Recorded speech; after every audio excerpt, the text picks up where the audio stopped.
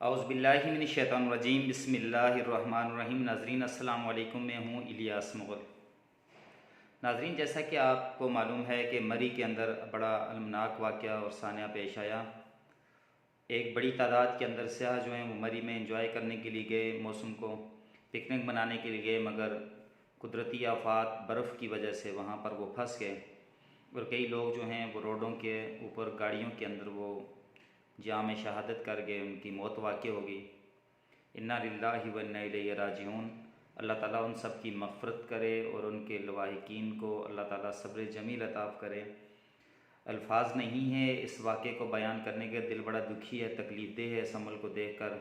وہ ہنستے بستے خوش و خرم لوگ جو ایک زندگی کو انجوائے کرنے کے لیے گئے اور ان کی ڈیڈ باڈی واپس آئی اور سردی کے نظر ہو گئے۔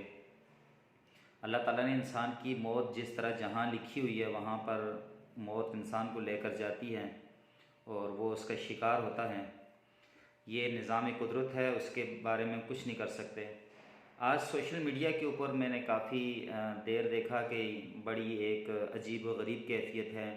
ہر انسان اپنے حساب سے اس پر تبصرہ کر رہا ہے، اور خاص کر میں اس وقت مخاطب ہوں ایسے ورکر سے، ایسے پاکستانی قوم کے نوجوانوں سے جو کسی نہ کسی جماعت کے ساتھ تعلق رکھتے ہیں، بالخصوص جو سیاسی جماعتوں سے تعلق رکھتے ہیں۔ میں ان لوگوں سے مخاطب ہوں کہ میں ہاتھ جوڑ کے کہتا ہوں کہ اللہ کا واسطہ کبھی بھی کوئی بھی سانحہ ہوتا ہے اس کے اوپر سیاسی پوائنٹ سکورنگ کے بجائے قوم کی اگر صحیح رہنمائی کی جائے اور سانحے کے اوپر صحیح بات کی جائے تو میرے خیال سے زیادہ بہتر ہوتا ہے۔ اس سے قوم کو رہنمائی بھی ملتی ہے اور ایک راستہ بھی ملتا ہے۔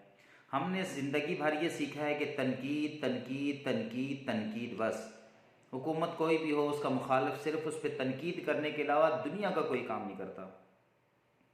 جتنی ہم بیٹھ کر تنقید کرتے ہیں، اتنی اگر ہم ان لوگوں کی مدد کی ہوتی یا اس مسئلے کا کوئی حل بتایا ہوتا تو میرے خیال سے اس سے زیادہ بہتر تھا۔ ہر شخص تنقید کرتا ہے ملک کے حالات ٹھیک نہیں ہیں، معاملات خراب ہیں، اس کا حل کسی کے پاس نہیں ہے۔ ایک تو آپ اس تنقید کو چھوڑیں، دوسرا ہر بات کے ہر سانحے کے ذمہ دار بھی حکومت نہیں ہوتی۔ میرا حکومت سے کوئی تعلق نہیں ہے، میں شدید ترین مخالف ہوں اس حکومت کا، مگر اس کے باوجود بھی میں صرف یہ کہنا چاہتا ہوں کہ اللہ تعالیٰ نے انسان کو عقل دی ہے۔ یہ بات مجھے یہاں پر نہیں کہنی چاہیے۔ حکومت نے تو نہیں کہا تھا کہ اتنے لوگوں کو کہ آپ اتنی بڑی تعداد کے اندر مری کے اندر چلے جائیں اور وہاں پھنس جائیں آفات کے اندر۔ لوگ کہتے ہیں کہ انتظامیہ نے روکا نہیں ہے، معاملات یہ ہیں، انتظامیہ کی نااہلی ہے۔ معاملات بہت سارے ایسے ہیں کہ جن کو دیکھنا چاہیے تھا، ان کو پتہ تھا کہ اتنی کیپیسٹی ہے اور لوگوں کو زیادہ نہیں جانا چاہیے۔ محکمہ موسمیات نے جب اتنی پیشگوئی پہلے کر دی تھی کہ اتنی برف پڑے گی، اس کے باوجود بھی وہاں پر اتنی بڑی تعداد کے اندر گاڑیوں کو نہیں چھوڑنا چاہیے تھا۔ مگر ہمیں بھی اللہ تعالیٰ نے عقل دی ہے، ہمیں خود بھی بحیثیت عوام سوچنا چاہیے۔ ہم کئی مرتبہ خود اپنے لیے مشکلات کو اپنے سر لگا لیتے ہیں۔ اور تیسری بات یہ کہ آئندہ کے لیے یہ جب بھی کوئی سانحہ ہوتا ہے تو مختلف باتیں ہوتی ہیں اور حکومتوں کی طرف سے اس کے اوپر کمیٹیاں بن جاتی ہیں اور انکوائریاں شروع ہوتی ہیں۔ حکومت کا سب سے پہلے کام یہ ہوتا ہے کہ ہم نے انکوائری کی کمیٹی مقرر کر دی ہے، مگر افسوس اس سسٹم کے اندر کبھی اس انکوائری کی کبھی آج تک اس کی رپورٹ نہیں آئی۔ کسی سانحے کا کسی کو ذمہ دار نہیں ٹھہرایا۔ اگر ذمہ دار ٹھہرا بھی دیا ہے، اس سانحے میں کسی کو سزا متعین نہیں کی گئی۔ سانحہ سہیوال ہو، سانحہ ماڈل ٹاؤن ہو، یا کوئی سا بھی ایکس وائی زیڈ واقعہ ہوتا ہے، بس صرف کمیٹیاں مقرر ہو جاتی ہیں، جوڈیشل کمیٹیاں بن جاتی ہیں اور اس سانحے کے اوپر بڑی بڑی جے آئی ٹی بن جاتی ہیں، اور اس کے بعد اس کا کوئی عطا پتہ نہیں ہوتا۔ عوام کے دماغ سے وہ چیز اوجھل ہو جاتی ہے، اس کے بعد اللہ اللہ خیر صلاح وہ سب کچھ ختم ہو جاتا ہے۔ یہ بدقسمتی ہے ہمارے معاشرے کی۔ اور میں آخری ایک بات کہوں گا، آج عمران خان صاحب نے کہا ہے کہ ہم نے انکوائری کہہ دی، تو آپ نے بے شمار پہلے بھی انکوائریاں حضور کی ہیں۔ یہ تو فالتو سی بات ہے، ایک بچوں والی بات کرتے ہیں آپ۔ مجھے آج آپ میں اور پہلے کے حکمرانوں میں کوئی فرق محسوس نہیں ہوتا۔ جو کام وہ کرتے تھے ٹوٹلی وہ کام آپ بھی کر رہے ہیں۔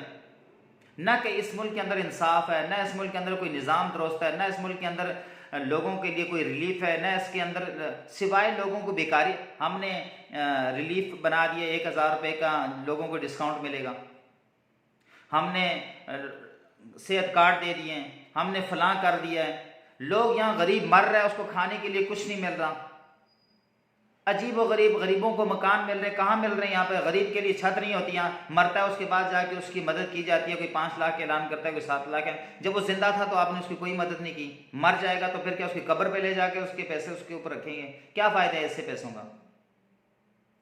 میں یہاں پر پاکستانی قوم سے گزارش کروں گا کہ مری کے واقعے کے اوپر مری کے لوگوں جو وہاں سے آپ پھنسے ہوئے ان کی جا کے مدد کریں، خدا را مدد کریں ان کی۔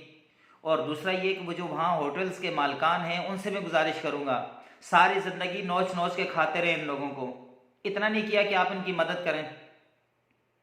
آپ ان کے لیے انسانی خدمت کے ناطے، انسان ہونے کے ناطے ان کے لیے دروازے اپنے کھول دیتے، وہ لوگ گاڑیوں کے اندر بھوکے پیاسے نہ مرتے وہاں پہ ٹھنڈ کی حالت میں۔ آپ لوگوں کا کوئی کردار ہونا چاہیے، آپ لوگوں کے اخلاق ہونا چاہیے۔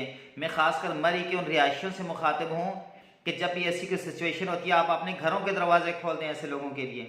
انسانی جان سے بڑھ کر کچھ بھی نہیں ہے۔ خدا نے آج تک اس قوم کی حالت نہیں بدلی، نہ ہو خیال جسے آپ اپنی حالت کے بدلنے کا۔ کبھی آپ بھی تو سوچیں انسانیت کے لیے۔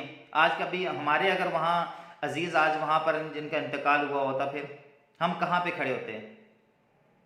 تو مجھے بہت افسوس ہے، دلی افسوس ہے اس آنے کے اوپر۔